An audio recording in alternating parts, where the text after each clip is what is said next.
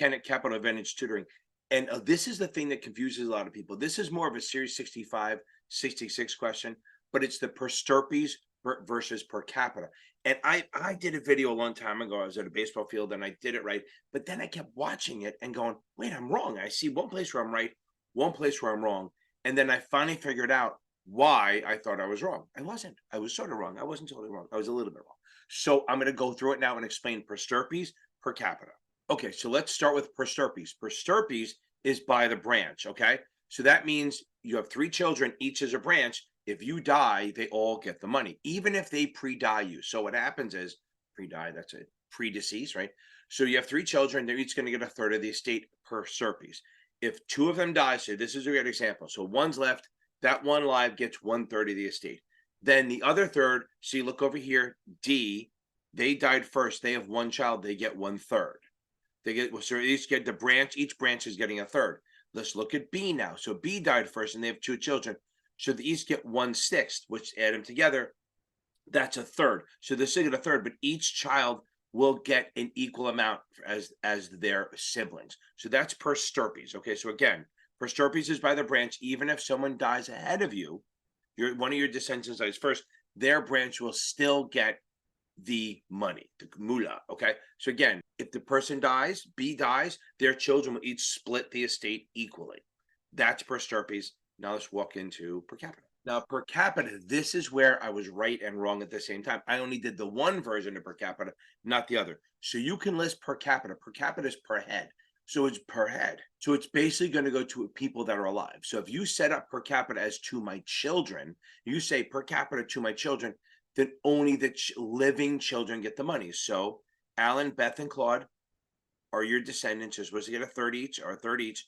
And then Alan dies, but he has 2 children.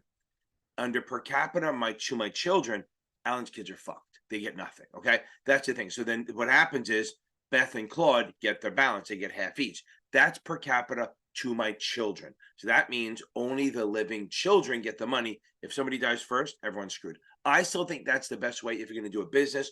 You don't want your business going out of your family. So this is how you would do that. That's just the way I think about it, so it doesn't get diluted. Now let's go to the next one.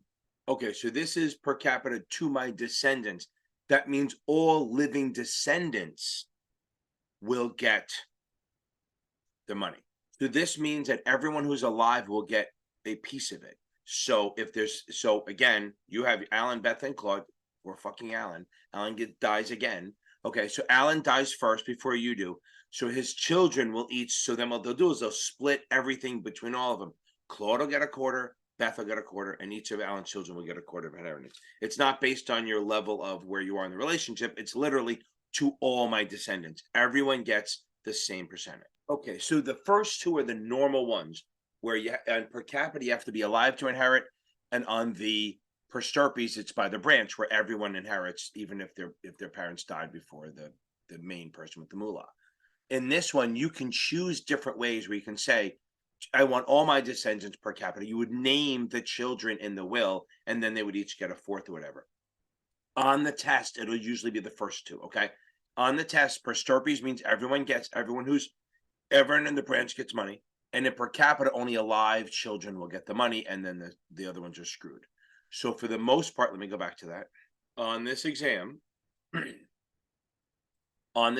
capita means that if one of if Alan dies before you, then Beth and Claude keep the entire amount and the grandchildren are screwed over. That's per capita. You can change that and name the children. God forbid they throw a curve at you, but you can name the other Alan's children. Say, listen, I want it to go to all my descendants. Then it would be split that way. But for the test, basically, unless they throw a curve in there, it's going to be only the alive children get the money, and they split that per capita. And if it's per Stirpes, it's going to be the branches get it. So B died first, his branch, his children will each split his estate or her estate. And for D, 1 child, they get the whole third. So per Stirpes means by the branch, which means each branch of the child still gets money, where per capita, it decides where the money goes.